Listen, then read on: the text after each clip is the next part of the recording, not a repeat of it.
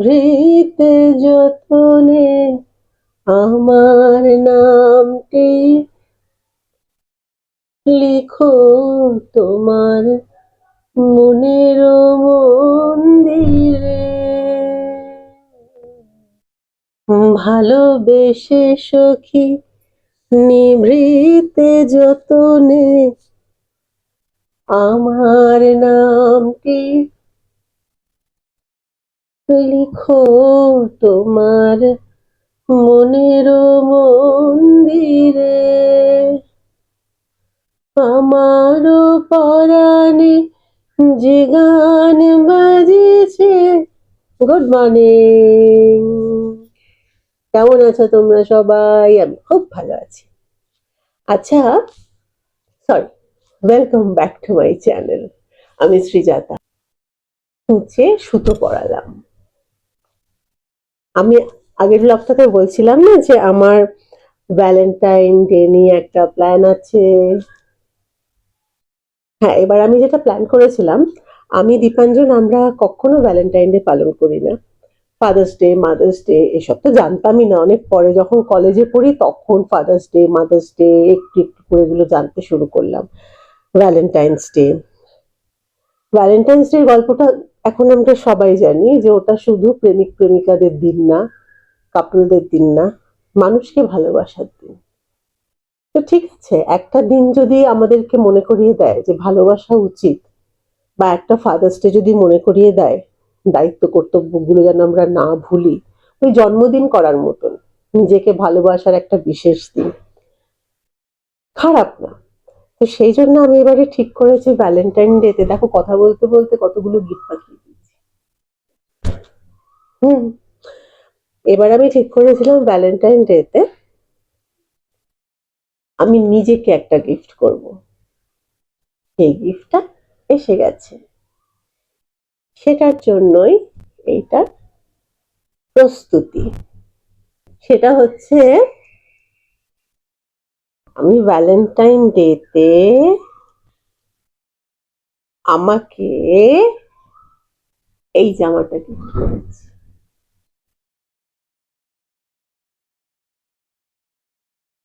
এটা স্লিভলেস, খুব সুন্দর।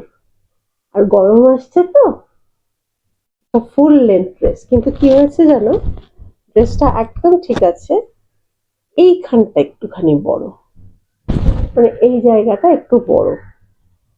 এই অবস্থায় পড়লে খুব অস্বস্তি হবে, সেই জন্য একটু এরকম করে এই জায়গাটা টাইট করে নেব। কেমন হয়েছে তোমরা বলো? এইটা আর একটা গিফটও পেয়েছি, সেটা দীপাঞ্জনের থেকে। ভ্যালেন্টাইন্স ডে, ভালোবাসার দিবস। টাকা পয়সাটা খুব ইম্পর্টেন্ট, টাকা পয়সাটা না হলে চলে না। স্বাস্থ্য, শিক্ষা, মাথার উপর ছাদ, এই সব কিছুর জন্য পয়সা ইম্পর্টেন্ট। কিন্তু ভালোবাসা শুনতে যেরকম মিষ্টি মধুর, কিন্তু যত দিন যায় আমাদের সম্পর্কগুলো যত পুরনো হয় না, যেমন আমার কথাই বলছি, এই যে বিয়ের এত বছর হয়ে গেছে, একটা সম্পর্ক স্টেডি হতে দুজন দুজনকে বোঝা তো কোনোদিনই শেষ হয় না। একটা মানুষ তো একটা মানুষকে পুরোপুরি কোনোদিনই চিনতে পারে না। কিন্তু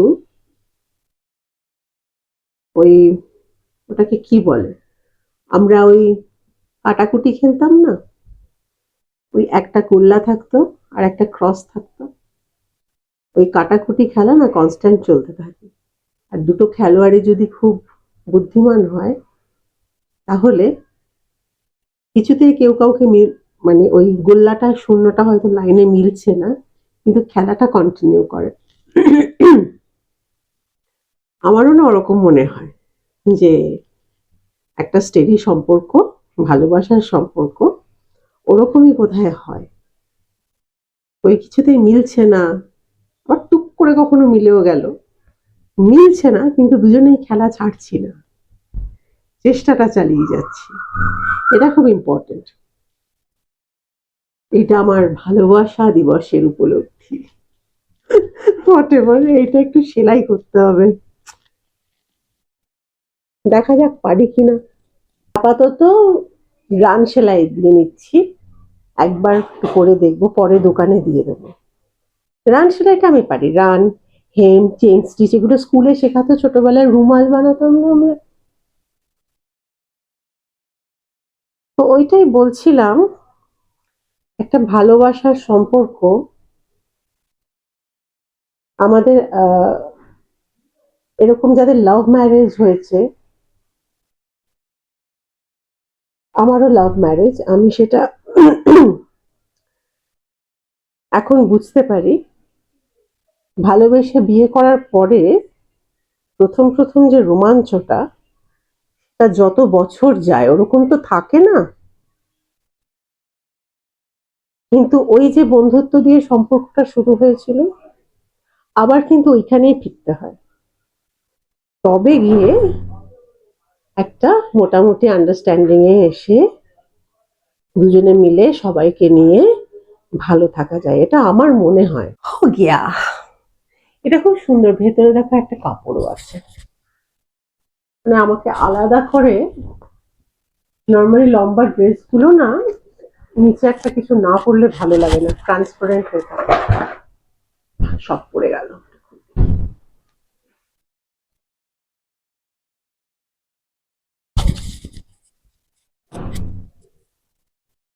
হয়ে গেছে, হয়ে গেছে, যেদিনকে পরবো দেখাবো।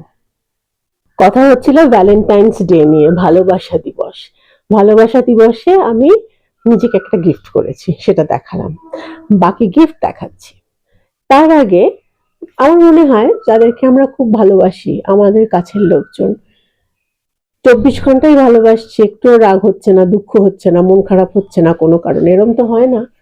হয়, যখন রাগ হয়, খুব রাগ হয়, দুঃখ হয়, খুব দুঃখ হয়, কান্না পায়, কিন্তু এই সবটা কিছুটা সময় পরে যখন একটুখানি থিতিয়ে যায়, তখন বাইবেলের মতন কয়েকটা লাইন আছে। এই যে আমরা এখন এত মোটিভেশনাল পডকাস্ট দেখি, এত মোটিভেশনাল স্পিকার, সবাই খুব ভালো বলে, শুনতে ভাল লাগে, কিন্তু সেই কবে আমাদের বাংলার একজন মোটিভেশনাল লেখক কয়েকটা লাইন লিখে গিয়েছিলেন, বেশি না, অল্প কয়েকটা লাইন বলবো, কিন্তু ওইটা সবাই খুব ভালো করে সব কটা লাইন একদম একটা কাগজে লিখে ব্যাগের মধ্যে ভরে রেখে দেবে।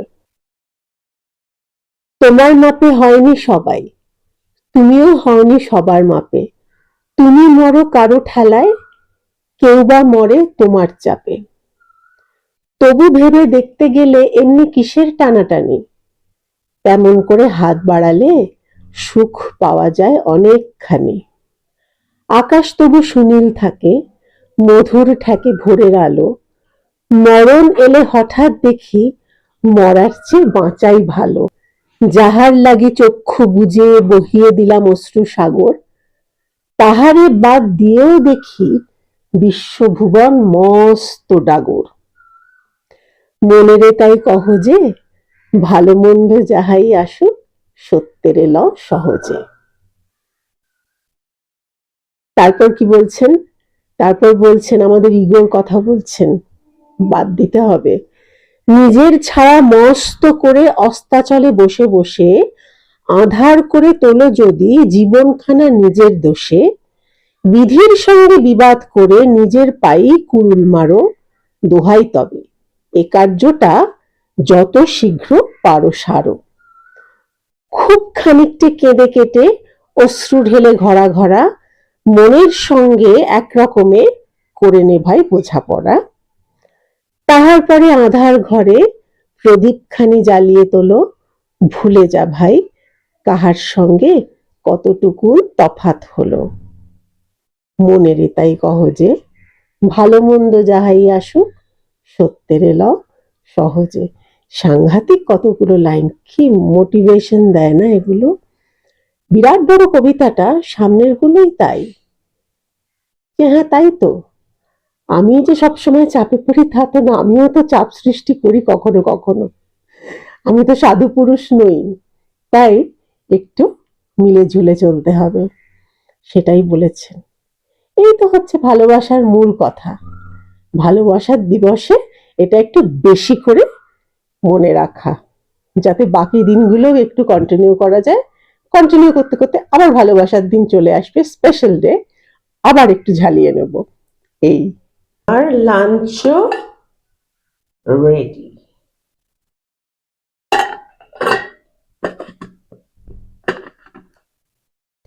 লাঞ্চের পরে একটু সিনেমা দেখলাম, একটু বই পড়লাম, এই করতে করতে সন্ধে হয়ে গেল।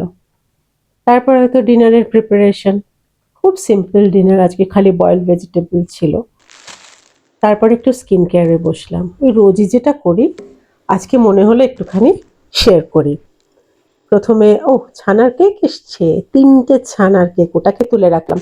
আচ্ছা, প্রথমে আমার ক্লেনজার হচ্ছে নারকোল তেল, আদি অকৃত্রিম নারকোল তেল।